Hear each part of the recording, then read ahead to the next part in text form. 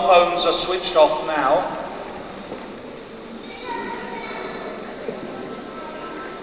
And to remind you that this is a very precious occasion for these children, and so we ask for no photography or video during the Mass. And we have one person who is making an official video that anyone can buy if they want to. So please, the children are nervous enough as it is. You're here to support them with your presence here, with joining in the singing, and with creating that wonderful atmosphere of prayer. We just had at 10:30 a beautiful Mass, because all the adults were there praying so earnestly with these children. And I thank you for all your support on that. We're just going to have a moment of silent prayer now, and then Annie is going to welcome you. And then when the bell rings, once Annie has joined us again, we're going to stand for the first hymn on the sheet. We just have a moment of silent prayer now.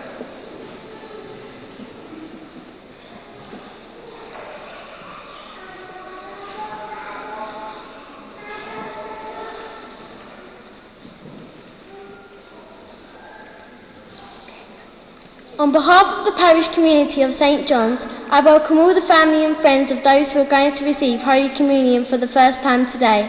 We have been preparing for this day for some time, and we ask you to join us in the hymns and prayers to make it a memorable day. When the bell rings, please stand for the first hymn in the booklet.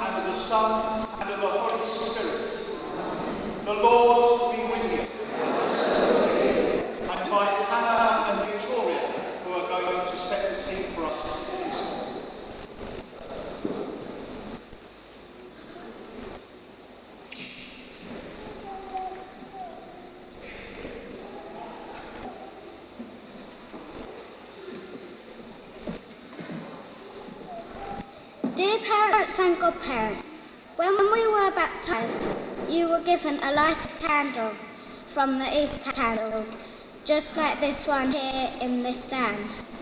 You accepted the responsibility of keeping the light of Jesus alive in our hearts. As we have grown up, you have kept that flame burning. The good work we have been doing is bearing through in a beautiful way here today. With our parents, catechists, teachers and friends, we have been preparing for this special day. We thank you for joining us and for your prayers and love today and throughout the year. God's love for us, and yet we know that there are times when we don't show that love to others. And so now I invite Matthew, Stacey, Sophie and Emma, who are going to come and lead us in our prayer of song.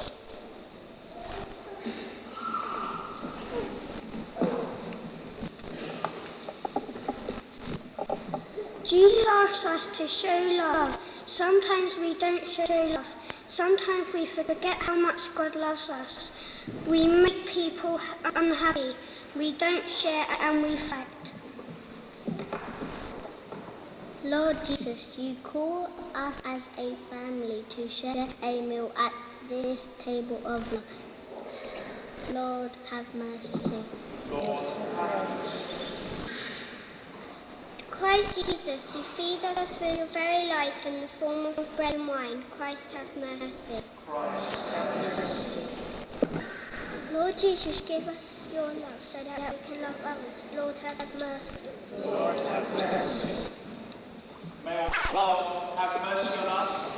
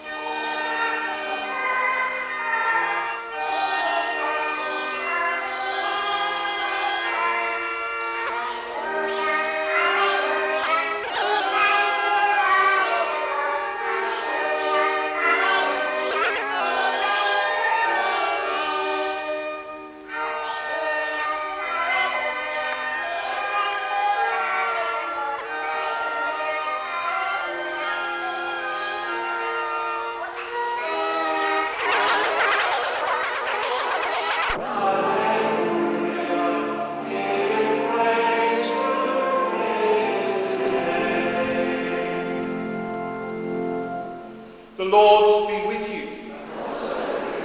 Reading. The Gospel according to John. Jesus said to his disciples, I am the true vine, and my Father is the gardener. He cuts away every branch of mine.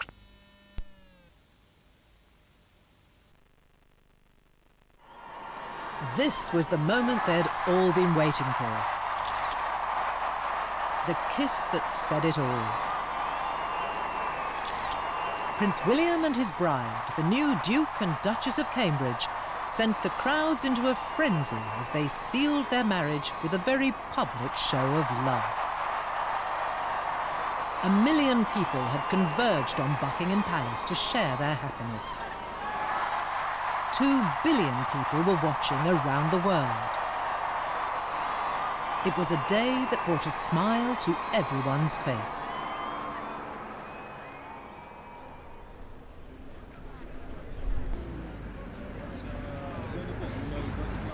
Outside Westminster Abbey, the crowds had begun to gather from early morning. Some hardy souls had spent the past 3 nights camping out to ensure they had the best possible view. I've been to their wedding to Queen when she was a youngster. I've followed up with Princess Diana, Margaret, and I'm here today for William. I believe in the royal family. Oh, I'm here just to experience the whole thing, see the pomp and the circumstance, and just to be here and get the feeling of the crowd and the excitement. I love it. Everyone wanted a ringside seat as Prince William finally tied the knot with Catherine Middleton, the girl he'd met and fallen in love with almost 10 years earlier. A mile or so away, in a luxury suite at the Goring Hotel, the bride and her family were getting ready. Around the corner at Buckingham Palace, the rather grey early morning revealed a quiet calm. But behind the palace walls, the well-oiled machinery of an occasion such as this was already in action. Outside the palace and down the Mall, the crowds who'd spent the night in makeshift tents were beginning to stir. The mood was one of growing excitement at the prospect of the pageantry and partying that was to follow. The doommongers who had predicted that no one would care about the royal wedding were about to be proved comprehensively wrong. At the Abbey, everything was now in place. At William and Catherine's request, 8 imposing trees, maples and hornbeams, had been brought in from the royal estates to mark their route up the aisle. In the splendour of this 1,000-year-old royal peculiar, as it's known, meaning that it's neither a cathedral nor a parish church, 38 sovereigns have been crowned, including, of course, our present Queen. And this was to be the 16th royal wedding to be held at Westminster Abbey.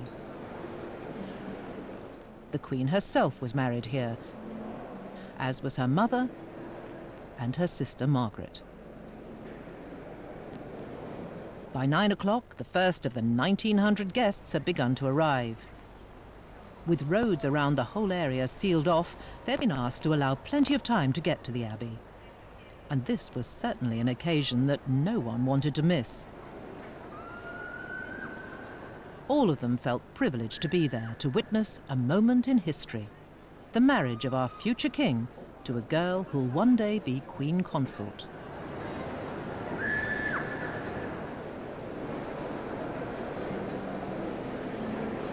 The ushers would have their work cut out, seating 1,000 family and friends of the bride and groom, 50 members of the British royal family, 40 foreign royals, 60 governors-general and prime ministers from around the world, and some 200 diplomats and government officials.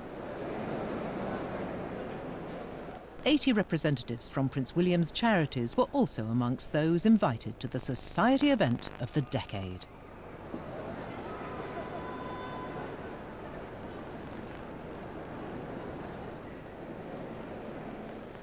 And of course, the fashion stakes were high. Everyone had put in a huge amount of effort, some with more success than others. The fashion expert James Sherwood was among those who cast a critical eye over the results. The press were sometimes less than kind, but I actually think the occasion was incredibly well dressed. As far as British millinery is concerned, I think the royal wedding has demonstrated that the hat is, if not making a comeback, it's certainly triumphant. And actually what we did see in Westminster Abbey were hats that take a lot of, I don't know, it takes a lot of poise to wear these hats, and it takes a lot of commitment, you know. When one looks at the Queen, formal day dress is the Queen's working wardrobe, but for 90% of the women in the Abbey, this was an exception to a rule and something that they really had to rise to the occasion, and they certainly did. It's rather nice for me to see an occasion like the royal wedding where the uniforms are perfect, the mourning tales are perfect, and the ladies have made a terrific effort. We read from the invitation that it was mourning tales, lounge suits and uniforms were all acceptable, but it's rather nice to see that the chaps came down in favour of uniform and mourning tales. And also, you know, we see a lot of RAF uniform because Prince William's currently serving with the RAF in emergency search and rescue. I think what stood out for me at the royal wedding, that it was just lovely to see well-dressed people who know exactly what they're doing, they know how to behave, they're dressed in their best.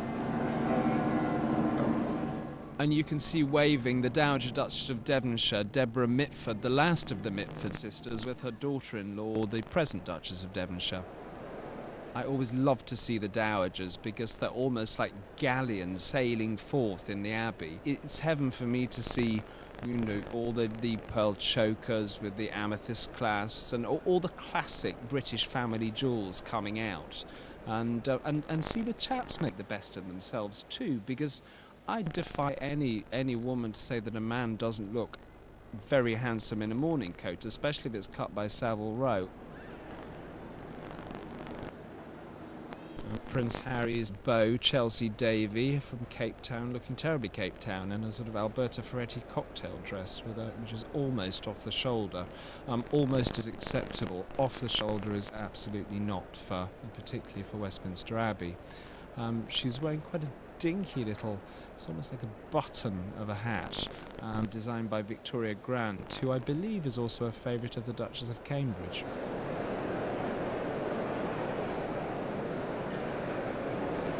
William and Catherine had been careful not to make this a celebrity event, but a handful of their famous friends were invited. Among them, David and Victoria Beckham.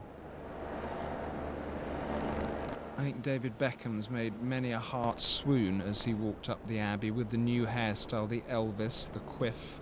Unusual to see a cravat. Mr. Beckham pulls this off, of course, with his usual style. He's wearing Ralph Lauren, almost bespoke, made to measure, I think we'd call it. Mrs. Beckham with a dress for the Victoria Beckham label. A lot of the press thought it was black and made appropriate comments saying that, you know, she looked as though she was in mourning. It's not, it's a midnight blue silk. She is pregnant and I think she looks absolutely magnificent. Elton John was there. I thought it was rather marvellous that the lion's share of the chaps in the Abbey actually wore mourning tails. I mean, even Sir Elton John and his partner David Furnish. The film director Guy Ritchie is a friend of both William and Catherine. And here we have Guy Ritchie, who's played it incredibly safe, wearing a terribly traditional black morning coat with the pinstripe trouser and the grey waistcoat. Grey or buff waistcoats are really the form for formal day dress, but at the wedding we did see these wonderful, quite bright yellow waistcoats that seemed to set a fashion. It was terrific to see. We note that the Queen has let it be known that she rather likes morning coats to be buttoned. She doesn't like them to be left unbuttoned.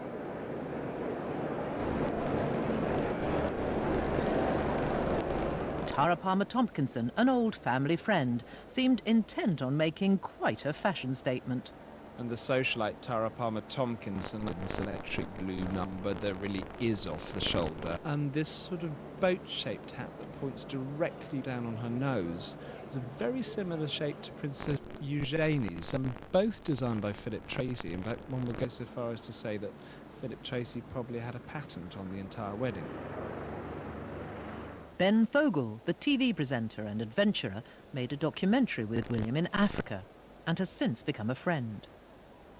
For his heavily pregnant wife, Marina, the biggest worry of the day was that she would go into labour.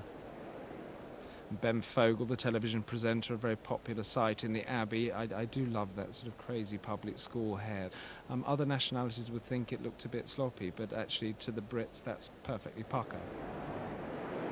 Also among the guests at the Abbey, the journalist Tom Bradby, who's known the couple for some time and who was invited to conduct their engagement interview. His wife, Claudia, is a jewellery designer, and she once worked with Catherine. The Prime Minister, David Cameron, wore traditional morning dress, but his wife, Samantha, surprised fashion pundits by choosing to go hatless. The green Burberry dress I did think looked absolutely appropriate. Wouldn't it have been so much better to have seen a hat with that ensemble? The Deputy Prime Minister, Nick Clegg, and his wife, Miriam, played it safe. It was interesting that all the British politicians dithered about wearing morning tails because they thought it would possibly make them look slightly upper class. Actually, it just makes you look terribly well dressed, as in the case of Nick Clegg, the leader of the Liberal Democrat Party and the Deputy Prime Minister. Sir John Major dresses to prove why he absolutely did belong in the Abbey in an immaculate black morning coat. And you notice the British gentlemen always mismatch, and so Sir John Major, we see the sort of baby blue tie, the very faded pink shirt and the grey waistcoat. It's actually spot on, totally correct. And it's always rather nice to see the foreign royals out in full force. The King of Tonga is an incredibly popular figure. You notice that he wore a double-breasted morning coat. It's almost more cut like a frock coat, which is most unconventional, but actually it dates back to the Edwardian era.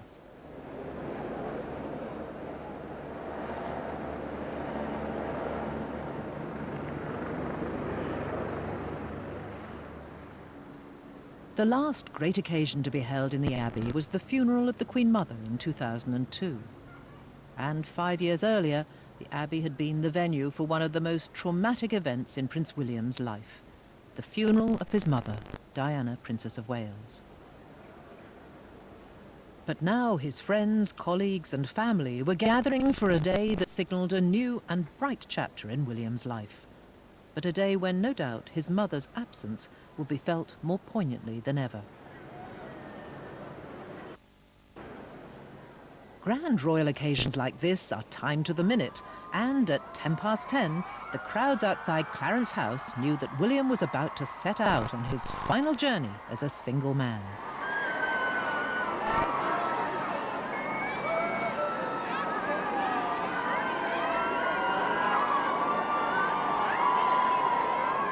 A burgundy Bentley, polished to perfection, rolled out of the gates. At last, the real show was about to get on the road. And what a show it was!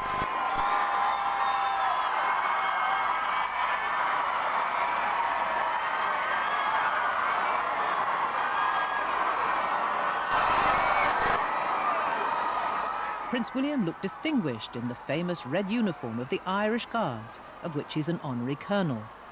Having served with the Army, Navy and the RAF, he was eligible to wear any of their ceremonial uniforms, but he chose the Guards' striking red tunic with his blue garter sash and star and his RAF wings. And we see Prince William looking rather dashing in the uniform of an honorary colonel in the Irish Guards. It had been rumoured for months that he would be wearing an RAF uniform tailored by Gibbs and Hawkes of Savile Row.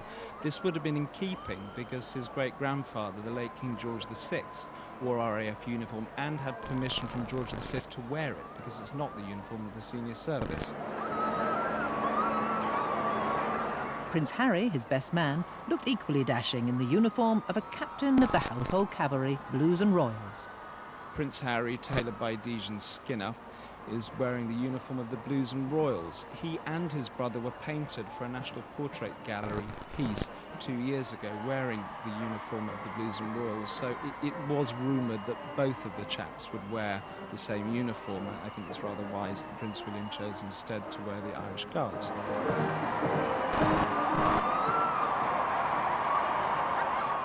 For some of the more stalwart royal fans who'd spent the night on a hard, cold London pavement, this was their second encounter with the princes.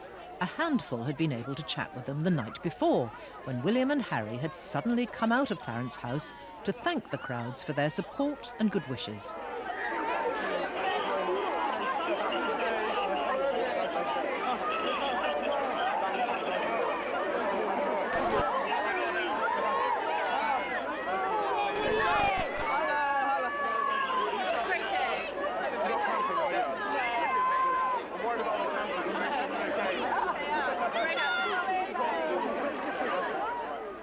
This was very much part of the younger generation steering a new course.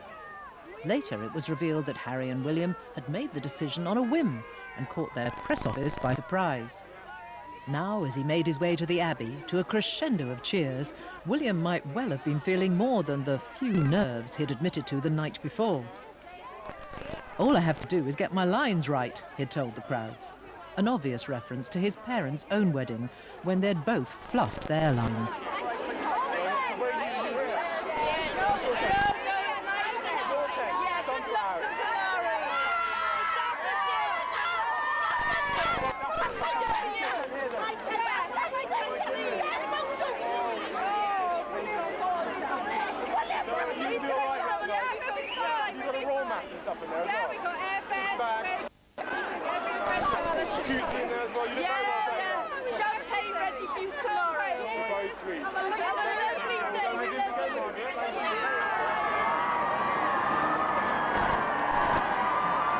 The reality of his wedding day, though, was proving that this was truly a global event. People had come from all over the world to watch the procession and join in the celebrations.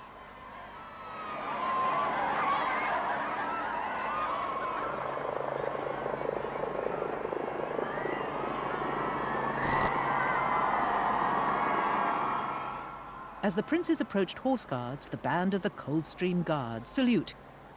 One day it will fall to William, as sovereign, to take the salute here at the annual Trooping the Colour Parade.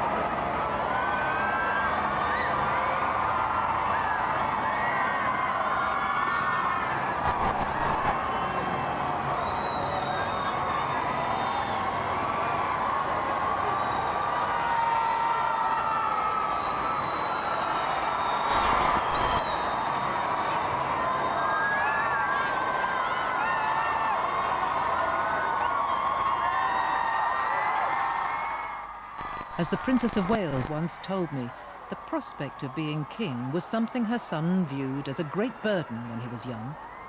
Since then, Prince William has become resigned to his destiny, and perhaps now, as the crowds showed their real affection for him, it did. And how proud Diana would have been of her 2 boys, now all grown up and so handsome.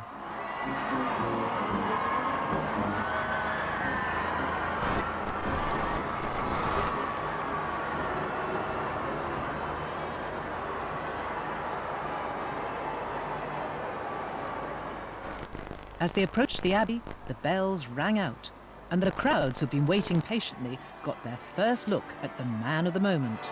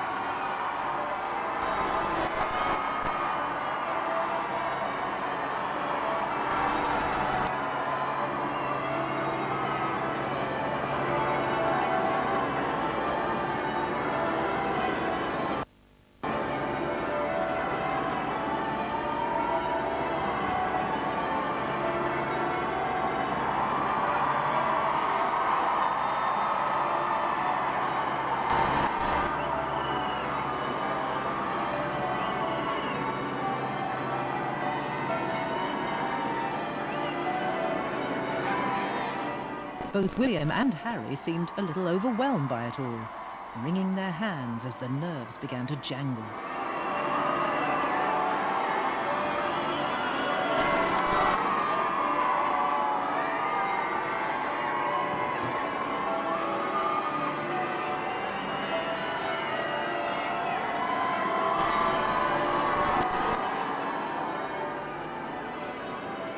They paused at the door to take off their hats and gloves and to sort out their hair. They were greeted by the Dean of Westminster, the Very Reverend Dr. John Hall. As they shook hands with other members of the Abbey chapter, the princes began to relax and enjoy themselves. Prince Harry had promised to embarrass his big brother with his best man speech later in the day, but for now his role was to support William through one of the biggest moments of his life.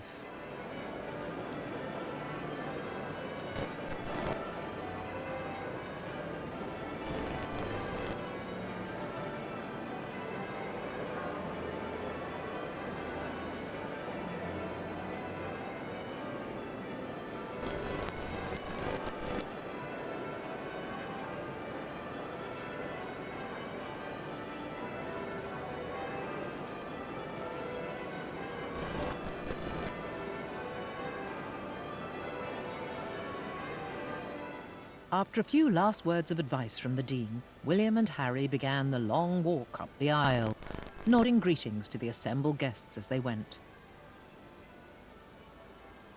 At their side was a man they'd known for many years. Sir Stephen Lamport, now the Receiver General at the Abbey, was private secretary to Prince Charles during the difficult years of Diana's death and beyond. A familiar face to help put William at ease.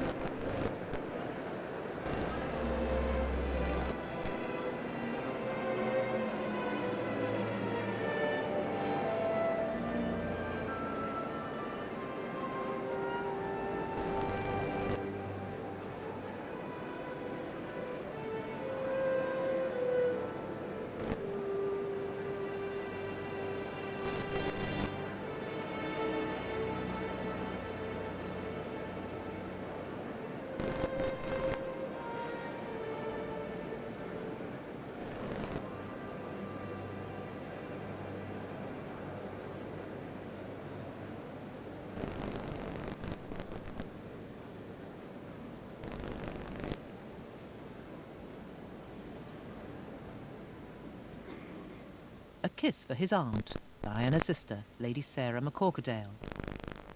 Another moment when Diana herself seemed so palpably missing.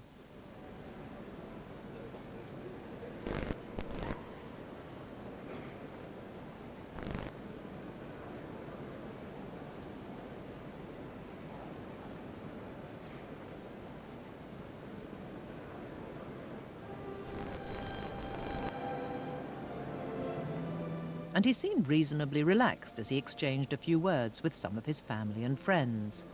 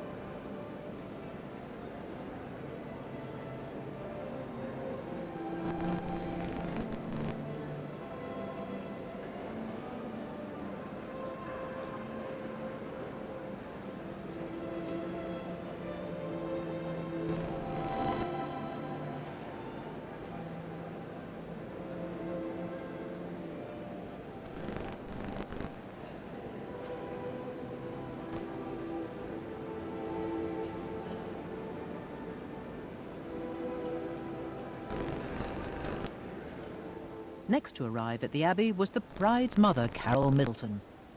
Accompanying her on the short drive from the hotel where they'd been helping Catherine with her final preparations, her son, James. He had been given the honour, as perhaps a sibling at any other wedding would, of being invited to read the lesson at the service. Carol's outfit won universal approval, including from James Sherwood. Carol Middleton made a very astute choice. She's wearing Catherine Walker, a great favourite of the late Diana Princess